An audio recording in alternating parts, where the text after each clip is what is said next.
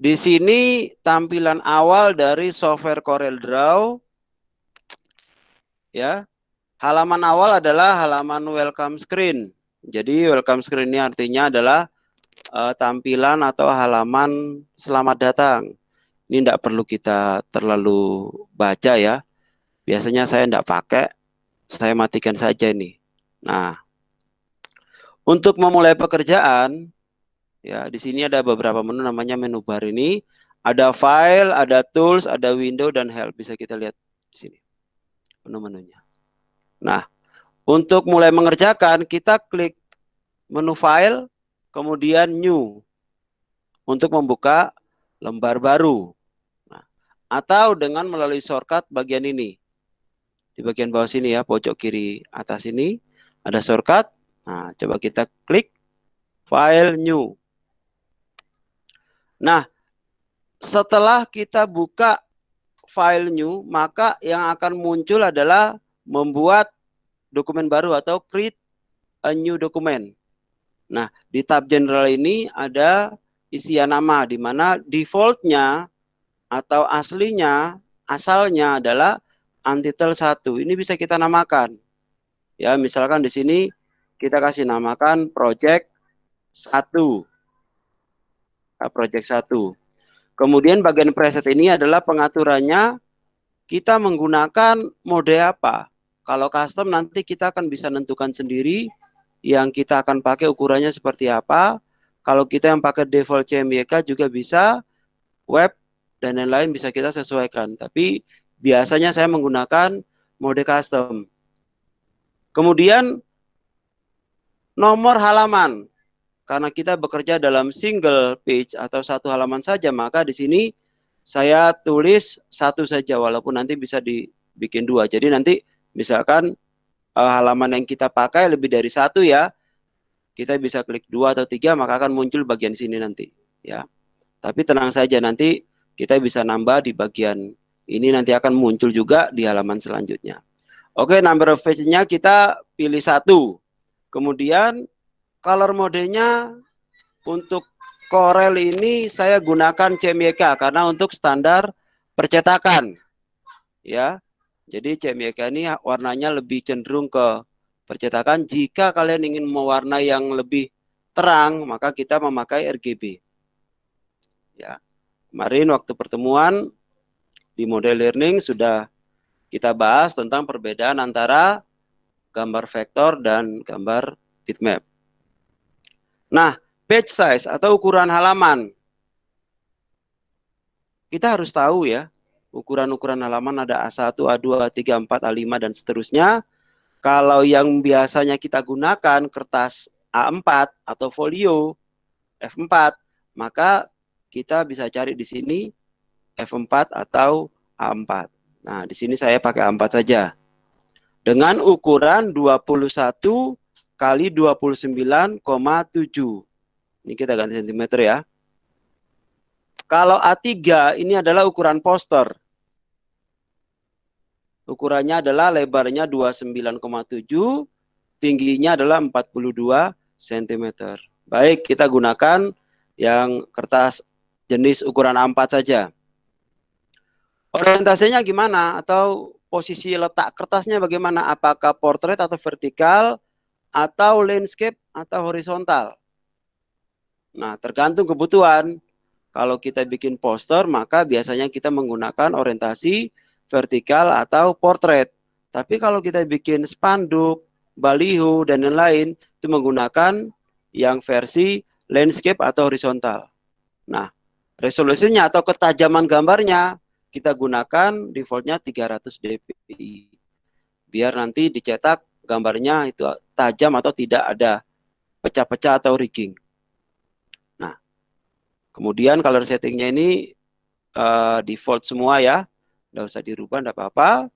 Kalau sudah, semuanya sudah cocok, mulai dari tab general, nama, project 1, presetnya custom, jumlah halamannya, dan metode pewarnanya CMYK, maka kita langsung pilih OK. Maka akan tampil di halaman awal adalah ukuran kertas A4 dengan ukuran 21 kali 29,7. Ini ukurannya masih menggunakan milimeter, kita ganti menggunakan sentimeter. Ya, seperti ini. Kemudian kalau kita mau simpan, karena pekerjaan ini kan kita nggak tahu ya, kadang-kadang tiba-tiba di tengah jalan atau lagi proses menggambar, baterainya habis, atau yang menggunakan PC lampunya mati, ya. Walaupun ada fasilitas autosave, tapi kadang autosave ini sendiri tidak bisa menjamin pekerjaan terakhir kita itu disimpan di mana. Maka sering-sering kita menggunakan file save atau Ctrl S. Sini ya, Ctrl S. Jadi saya ingatkan untuk dalam pengerjaan desain, sering-sering kita menekan Ctrl S untuk menyimpan hasil pekerjaan kita. Nah, dari sini kira-kira ada pertanyaan enggak? Silakan menggunakan mic kalau misalkan ada yang masih belum dipahami. Baik. Tidak ada. Saya lanjutkan. Nah, sekarang kita mengenalkan dulu bagian toolbox dan bagian propertiesnya. Ya. Yang sebelah sini adalah tools-toolsnya ya, atau alat-alat yang digunakan dalam software Corel Draw. Yang pertama ada pointer. Ya, atau di dalam Corel namanya pick tool. Ya, fungsinya adalah memilih. Pak, halo? Kenapa, Pak? Kenapa? Halo? Suara nggak kedengaran? Halo? Saya lanjutkan. Baik, yang ini namanya pick tool, fungsinya adalah memilih, memposisikan, dan mengatur sebuah objek. Contoh di sini saya ambil objek rectangle tool atau kotak. Nah, seperti ini ya. Dengan menggunakan pick tool, maka saya bisa memilih ini atau memilih objek lain. Ya, kalau terpilih maka akan ada not atau titik-titik di sekitar objek tersebut. Sini kurang lebih ada 9 poin atau 9 pointer. Nah, fungsi kedua adalah tadi selain memposisikan juga memilih. Nah, kita bisa memilih kemudian memposisikan tempat-tempatnya, apakah diletakkan di atas, di tengah, di pojok kanan atau pojok kiri. Contoh di sini saya tipiskan ya. Nah, jadi fungsi lainnya adalah transform atau mengubah. Nah, kita dari tadi rectangle kita jadikan sebuah persegi panjang. Nah, untuk membesarkan atau zoom in bisa kita menggunakan scroll up. Jadi menggunakan mouse kemudian di scroll up atau digulung ke atas. Nah, contoh ini. Ya, jadi 3 fungsi dari pick tool adalah posisi, kemudian transform atau mengubah, dan selection atau memilih. Seperti ini ya. Kemudian yang kedua, ada shape tool atau F10. Jadi shortcutnya adalah F10. Mengubah bagian objek yang melingkar atau kurva menjadi sebuah karakter dengan memanipulasi node. Jadi misalkan gini. Ini bagian ini ya. Saya perbesar dulu. Bagian ini kita klik kanan, kemudian ada transform ini. Bukan di sini nih. Nah ini, kita klik kanan, klik kanan, convert to curve atau control key. Maka dia akan berubah menjadi objek atau key. Nah, seperti ini ya.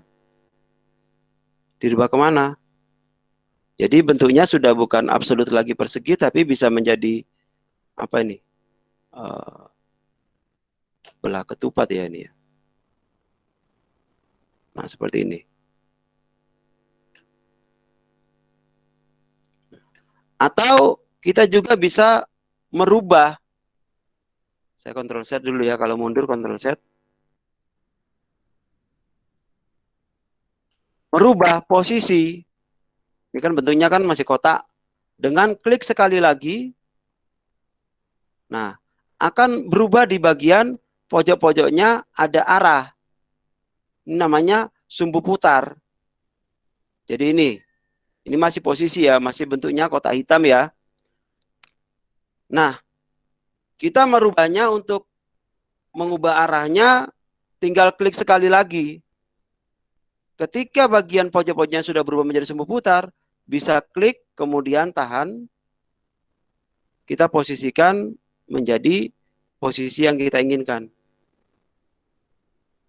Jadi bentuknya sudah vertikal. Nah, seperti itu.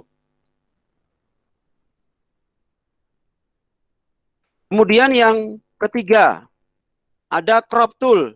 Fungsinya adalah menghilangkan area bagian luar yang terseleksi. Nah, crop, maka bagian yang terseleksi akan diambil seperti ini. Kemudian bagian yang tidak terseleksi tadi akan dibuang. Seperti ini ya. Saya ulangi lagi. Kita ambil crop tool, kemudian pilih sampai tengah. Setelah itu kita crop. Nah, yang diseleksi ini yang dipakai. Seperti itu ya. Yang keempat ada zoom tool atau Z. Kita mau zoom ke 100%. Nah, seperti ini ya perubahannya. 200%.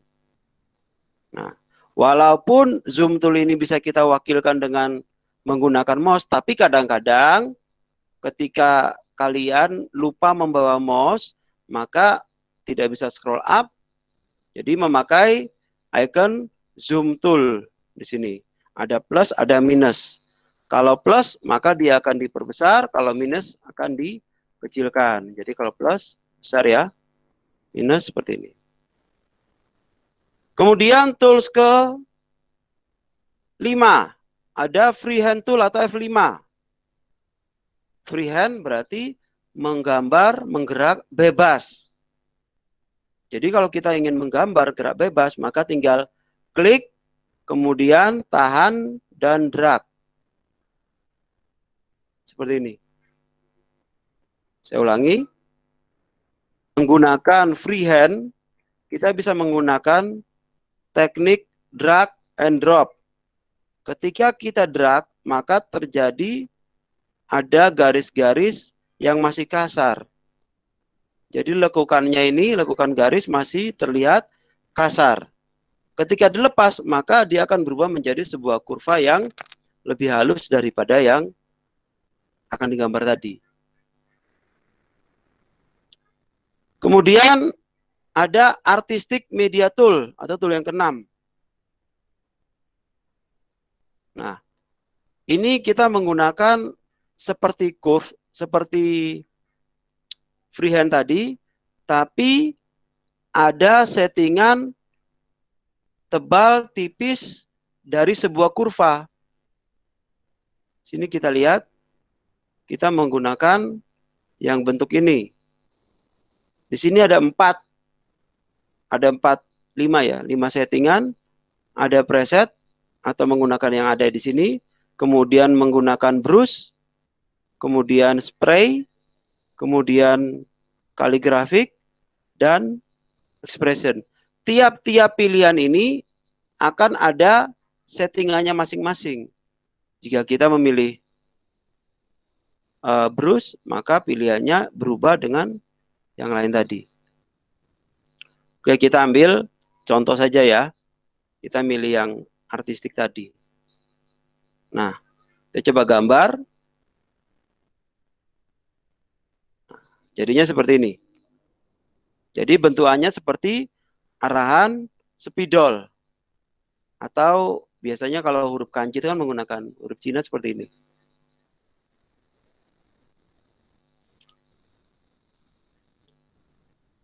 Baik, ada pertanyaan lagi? Kira-kira mungkin ada yang tidak kalian pahami? Enggak. Apakah sudah jelas?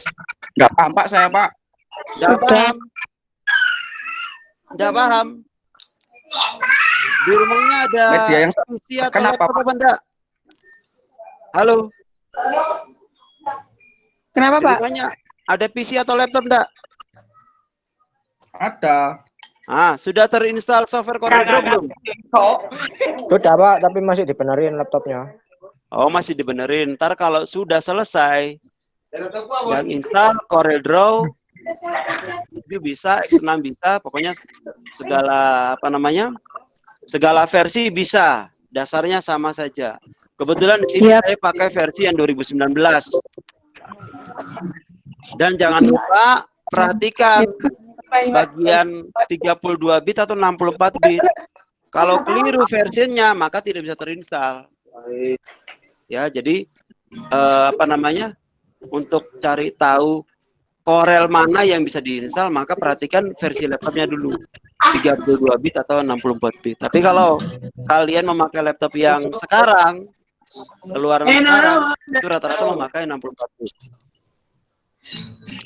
Baik, bagi yang belum paham nanti saya bagikan recordingnya atau yang saya rekam ini, ya. Jadi nanti kalian bisa mempelajari. Ya, ini baru sampai ke 6. Saya lanjut sampai ini aja. Jadi kemudian kita lanjut. Baik. Tadi kita menggunakan kotak. Nah, kotak ini kita memakai ternyata pakai rectangle tool atau F6. Di sini ada dua macam, rectangle sama 3 point rectangle. Yang ini kotak, kalau yang ini 3 poin. Kita menggunakan 3 poin ya.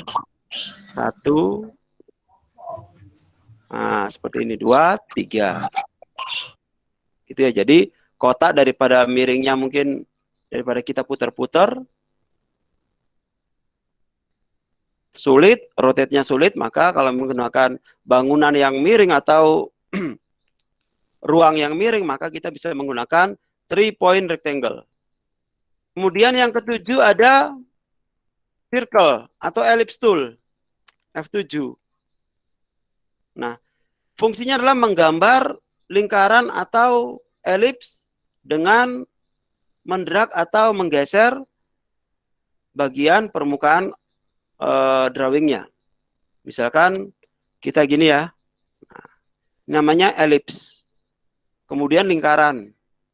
Kalau lingkaran tanpa menggunakan kombinasi tombol maka akan sulit sekali menjadi sebuah lingkaran yang utuh. Nah, ini saya menggunakan mouse. Tapi kalau ingin membuat, tipsnya membuat lingkaran yang utuh, benar-benar lingkaran, maka kita kombinasikan tombol shift klik. Jadi gini, kita pilih lingkaran, kemudian tekan tombol shift pada keyboard, ditahan. Nah, maka jadi sebuah lingkaran yang utuh. Atau tombol kontrol, ini lebih soft lagi. Ya, menggunakan tombol kontrol. Gitu ya. Selanjutnya ada polygon tool. Ini biasanya sering kita gunakan untuk desain ya. Misalkan membuat sarang lebah. Nah, poligon kita tinggal gambar. Di sini udah jadi 5 poligon. Seperti ini. Nah, Untuk menentukan sisi-sisinya, kalau di sini defaultnya 5, kita tinggal ganti di sini. Bagian atas. Nah, 6 menjadi sarang lebah, 7 oktagon, 8 ya. Biasanya saya pakai yang 6. Kemudian tebal tipisnya atau stroke-nya bisa kita atur juga di sini. Defaultnya ada 0,5 poin.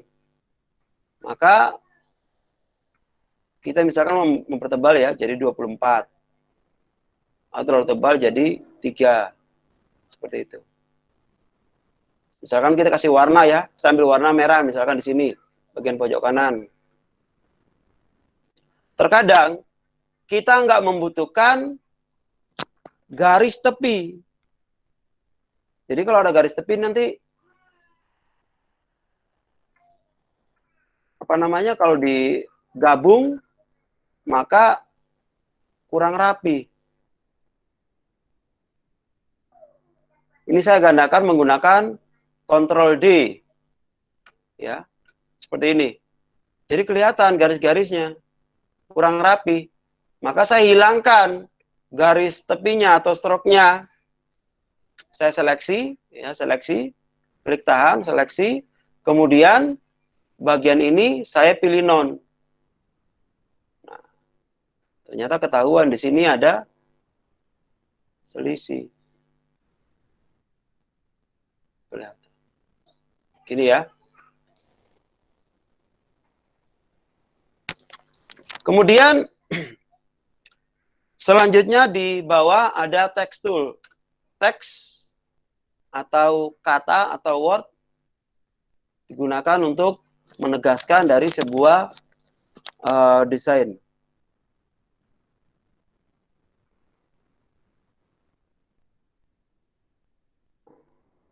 Saya pakai tulisan multimedia. Karena backgroundnya gelap, merah itu kan termasuk gelap ya. Saya pakai tulisan yang warna putih. Kemudian memilih fontnya.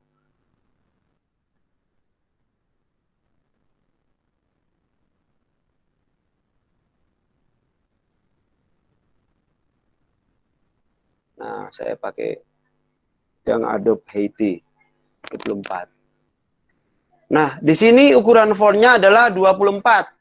Kalau untuk memperbesar bisa ya, atau memperkecil bisa 36. Atau kalian menggunakan ini. Perbesar kanan kiri menggunakan Shift. Nah. Ini ya. Jadi, kalau ingin memperbesar kanan kiri tadi, kita tekan Shift, kemudian di bagian pojok kanan bawah, atau bisa juga pojok, pokoknya pojok-pojok ya. Itu klik, kemudian tahan. Sudah. Ya. Ini kalian sudah menjadi sebuah desain ini. Kita grouping ya. Ctrl G untuk grouping atau klik kanan. Kita group. Nah, di sini karena saya sudah grouping, maka pilihan selanjutnya adalah ungroup. Jadi kalau sudah di grouping, maka dipindah-pindah, dia akan lengket terus. Seperti itu ya. Baik, saya rasa sampai di sini dulu ya.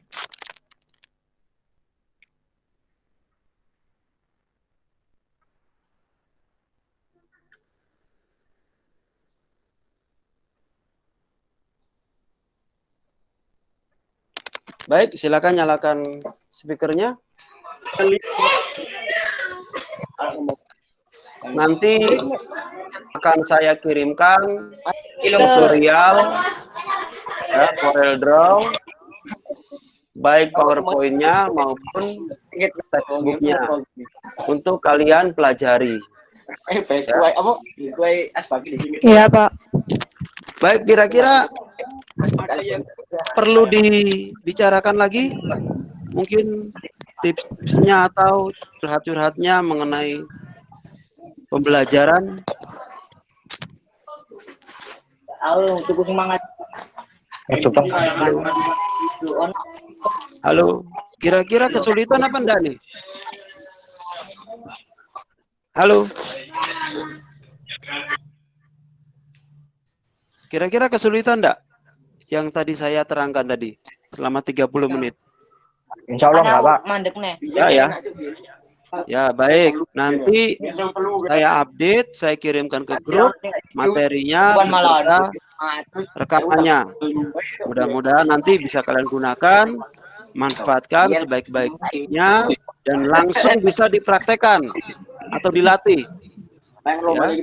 Karena kalau kita sering latihan, maka kita akan menjadi bisa atau fase dalam menggunakan software CorelDRAW. Ya. Baik, akhir kata saya mengucapkan terima kasih atas kehadiran kalian semua. Ya, sebelum saya akhiri, saya ingatkan kepada kalian materi-materi yang tadi disampaikan. Pertama, cara membuka CorelDRAW.